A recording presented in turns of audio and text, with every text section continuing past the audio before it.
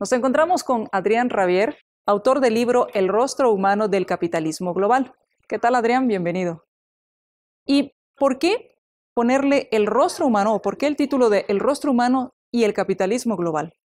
Bueno, el rostro humano del capitalismo global habla un poco, intenta hacer una respuesta a esta economía social, esta economía con rostro humano, que es un programa que en Argentina al menos, y creo yo en otras partes del mundo, a través del trabajo de Bernardo Klinsberg, ha tratado de mostrar que la economía ortodoxa es una economía que no se preocupa por la gente, que el capitalismo está muy bien para algunas cosas, pero que se olvida de la gente, que se preocupa demasiado por los números y no por el bienestar. Y la realidad es que el capitalismo global, desde que se ha ido desarrollando, ha ayudado a mejorar drásticamente la calidad de vida de la gente.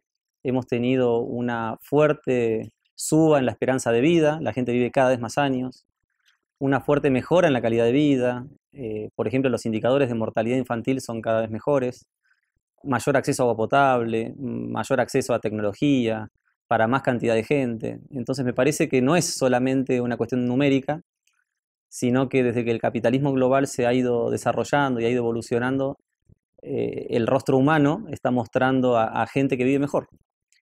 En este libro, Adrián, tú lo divides en tres partes. Por un lado hablas de historia, de la política y la economía. Y en la historia te enfocas en un libro que pues ha sido un libro que se ha hablado y que puso de moda, por así decirlo nuevamente, Hugo Chávez, que es Las venas abiertas de América Latina. ¿Por qué usar este libro? Bueno, yo siempre me he definido como un liberal clásico, defensor de la libertad individual, de la economía de mercado, de la propiedad privada, del gobierno limitado. Y cada vez que converso con amigos o con personas en América Latina, no solamente en la Argentina, me recomendaban la lectura de este libro, porque tiene una mirada opuesta. Eduardo Galeano, a sus 20 años, se convence de las ideas marxistas y hace una historia de Latinoamérica con bases marxistas. Es un libro muy polémico, que dije, bueno, algún día lo tengo que leer. Y en algún momento, Caminos de la Libertad en México organizó un concurso de ensayos y yo dije, voy a aprovechar esa instancia para leer el libro con atención, para estudiarlo y ver eventualmente de escribir una respuesta. Y la verdad que el libro me pareció muy polémico, con excesos complejos, digamos, muchas cosas que me hacían mucho ruido y que creo que necesitaban una respuesta, más que nada por el impacto que ese libro ha tenido en América Latina después de las décadas del 70. O sea, es un libro que fue prohibido por la dictadura, por ser un libro de izquierda, y después de que las dictaduras pasaron, el libro pasó a ser texto obligatorio en escuelas primarias y secundarias de América Latina y mucha gente joven ha leído el libro y se ha formado en esa mentalidad anticapitalista que yo creo que hoy todavía está presente en la región. O sea, es un libro que seguramente contribuyó a formar esa mentalidad anticapitalista. Entonces, lo que hice fue básicamente leer el libro y dar una respuesta, desde mi punto de vista. Excesos del libro, por ejemplo, Galeano, que tiene una pluma mágica, una pluma realmente muy clara, muy linda, muy clara para decir las cosas, explica en ese libro, la división del trabajo que tenemos en este mundo es una división en la cual Estados Unidos y el mundo desarrollado se especializó en ganar y América Latina se especializó en perder. Y que nuestra pobreza, nuestros problemas del día a día son provocados por Estados Unidos y por el mundo desarrollado. Dice, por ejemplo, que cuando los españoles fueron a América y conquistaron América y encontraron metales preciosos y se los fueron llevando a Europa, eso claramente fue, expropiación de una propiedad que era de los pueblos originarios. Donde no encontraron metales preciosos, esclavizaron a los pueblos, les hicieron producir alimentos que también fueron transportados a Europa. Entonces hay claramente una crítica de Galeano a esas formas de los españoles y demás.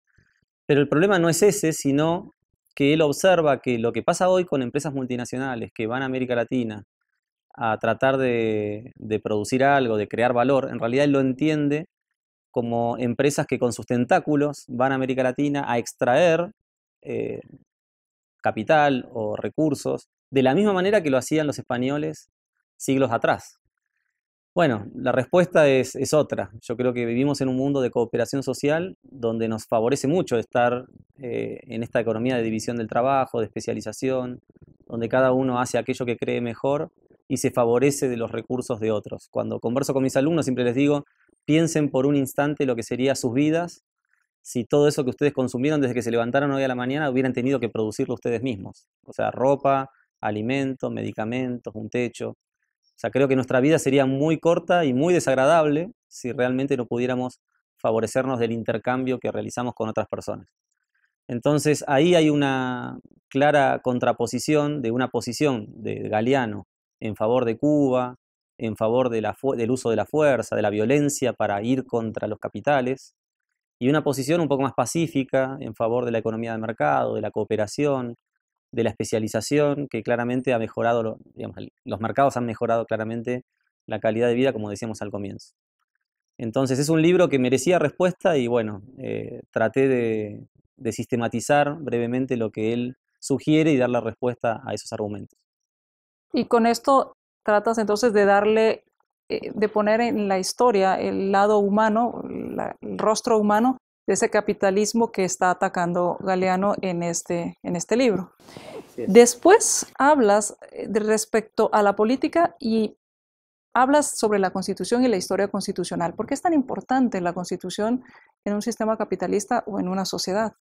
Bueno, la historia constitucional nos muestra a sucesivos autores importantes de la filosofía política que han tratado de poner límites al poder. O sea, una vez que definimos que el gobierno es necesario, supongamos que es necesario y que el gobierno tiene que tener una función importante, es muy probable que ese gobierno abuse del poder, porque tiene la posibilidad de aplicar coacción sobre otros, porque puede imponer impuestos sobre otros, porque puede disponer de recursos de otros.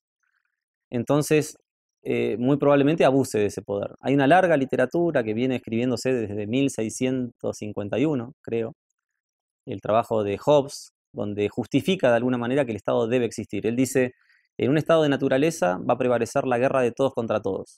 Entonces necesitamos que haya un rey, en ese momento justificaba las monarquías, para que el rey ponga orden y sea el que monopolice el uso de la fuerza.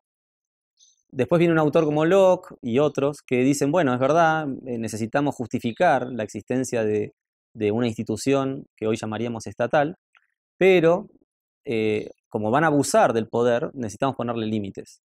Entonces Locke, Montesquieu, Bastiat, los autores federalistas y antifederalistas, Sidney, más en nuestro tiempo Hayek o Buchanan, son autores que han ido contribuyendo con la división de poderes, con la democracia, con la república, con el federalismo, con reglas fiscales, con reglas monetarias, a decirle al gobierno, bueno, la mayoría va a elegir el poder y la democracia nos garantiza que haya una alternancia en el poder, pero quien ocupe el poder porque fue elegido por las mayorías no puede hacer lo que quiera. No puede de repente llevar a las personas que no lo eligieron y son minorías, no les puede privar de su libertad. No puede matarlas, no puede sacarles la libertad, no puede quitarles su propiedad, no puede ir contra esos principios fundamentales o ese derecho natural que es la vida, la libertad y la propiedad. Entonces es de alguna manera decir, está bien, quien nos va a gobernar va a ser elegido por la mayoría y va a gobernar por una cantidad de años, pero esa persona va a tener definido cuáles son sus roles y funciones y cuáles son los límites al poder. Yo creo que en América Latina esto no ha sido el caso siempre. Tenemos gobiernos que tienden a ser autoritarios, que tienden a avanzar por encima de los derechos individuales, por encima de algunas minorías, y esto es un problema. Por eso, de alguna manera, se trata de mostrar lo que es la historia constitucional para entender la importancia y la relevancia del constitucionalismo. En la Argentina, cuando Cristina Kirchner fue, o sea, ella intentó ser reelecta, chocaba con la Constitución en el sentido de que la Constitución en Argentina te permite ser reelecto una sola vez por 4 años. Cuando ya se cumplía el mandato, ella quería ser reelecta por segunda vez, pero la Constitución no se lo permitía. Y empezó un debate de algo que ellos llaman el constitucionalismo popular. Ellos dicen, la Constitución no puede ir en contra del pueblo. Si el pueblo quiere que ella sea reelecta, ella tiene que poder candidatearse para ser reelecta y seguir siendo presidente. El problema es que sabemos que poco a poco estos gobernantes se apropian del poder y creen que disponen, digamos, a discreción de los recursos del Estado y demás, y ya se empieza a confundir el Estado y el gobierno. Entonces ahí un poco el foco está puesto en mostrar el por qué hay un límite al poder. Entonces es un poco de realismo, de ver la política como lo que es y no como lo que a veces nos gustaría que sea. El gobernante probablemente tenga otros intereses y entonces hay que entender que es necesario poner límites al poder para tratar de, bueno, de custodiar a los custodios, de alguna manera. Para finalizar, Adrián, ¿cómo respondes o cómo este rostro humano del capitalismo global le responde a aquellos que hablan acerca de esa concentración de la riqueza, donde hay pocos que tienen mucho y muchos que tienen muy poco, esa desigualdad? Bueno, este es un tema muy importante que se está tratando en nuestro tiempo, que es la pobreza y la desigualdad. Y muchas veces se confunde la pobreza y la desigualdad. Creo que si todos tuviéramos suficientes recursos para vivir muy bien y tuviéramos grandes desigualdades entre los ingresos que tenemos, el problema no sería lo mismo. Entonces yo creo que lo que nos preocupa es la pobreza, no el hecho de que haya personas con distinta capacidad de poder de compra y de consumo. Entonces, cuando uno mira la historia del capitalismo global, que es un poco el título del libro, lo que nosotros vemos es que durante mucho tiempo, por tener malas ideas económicas, hemos generado niveles de pobreza extremos que eran innecesarios. Si nosotros miramos la historia de la humanidad, lo que vemos es que desde tiempos, no sé, 8.000 años antes de Cristo hasta el año 1700 después de Cristo, la pobreza era 80-90% de la población. A partir de que del año 1750, que la economía del mercado empieza a crecer, a desarrollarse, con propiedad privada, con libertad individual, con gobiernos limitados, empezamos a ver una economía de mercado cuyos emprendedores empiezan a crear valor, empiezan a bajar rápida y fuertemente la pobreza, y vamos a niveles donde la pobreza baja de ese 80% al 50%, al 30%, al 20%, al 10%. Hoy el Banco Mundial dice que muy pronto vamos a estar con estadísticas donde la pobreza extrema va a ser de un dígito y creo que muy pronto vamos a hablar de un mundo sin pobreza extrema. Entonces lo que vemos es un mundo que se está desarrollando, donde en China, por ejemplo, cientos de millones de personas abandonan la pobreza muy rápido y constituyen clases medias. Lo mismo vemos en la India, lo mismo vemos en África, lugares donde en la medida que se van integrando al mercado global, al capitalismo global, hay desarrollo de riqueza muy rápido. Entonces yo a veces recuerdo que hace muchos siglos bastaba que en Francia, por ejemplo, hubiera una sequía, que no lloviera, para que tuvieran que acumularse muertos porque no había suficientes alimentos. Y la realidad es que el problema hoy para nosotros, con nuestras ideas económicas de globalización, intercambio, comercio, el problema se resuelve muy fácil. No llueve y compras alimentos donde sí llovió. Pero el problema en otros tiempos fue muy distinto. En los tiempos en que había hambre, digamos, y pobreza, y donde las sequías generaban este tipo de problemas, bueno, como decía antes, se acumulaban muertos y demás. ¿Cómo resolvemos este problema? Con buenas ideas económicas. Hoy en Venezuela, en la Argentina en parte, y la inflación, la pobreza, el desempleo, son consecuencias de malas ideas económicas.